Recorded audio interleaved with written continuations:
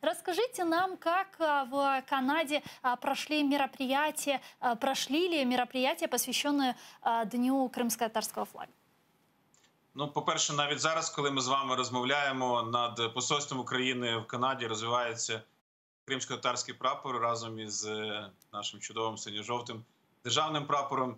І тому я би сказав, що канадська столиця вона включилася в цю чудову ініціативу відзначення цього свята, цього дня по всьому світу. І Гульсум – це насправді продовження довшої традиції підняття кримсько-татарського прапора в різних містах Канади. Мгм.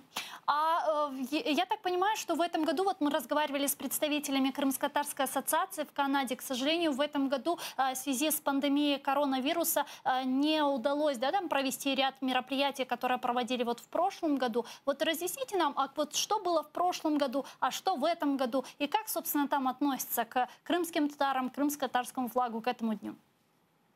Ну, вже кілька років тут в Канаді є традиція, яка була започаткована нашою командою посольства України. Кожен рік ми обираємо одне велике канадське місто, яке піднімає кримсько-татарський прапор до Дня депортації. І вже цю традицію підтримала і Оттава, столиця, Торонто, Едмонтон. Цього року традицію підхопило місто Вінніпег. Це столиця провінції Манітоба, де дуже багато проживає українців. І ми все зробимо для того, щоб ця естафета продовжувалася далі. Навіть в цей дуже важкий коронавірусний рік все одно ми змогли зробити так, щоб традиція не переривалася.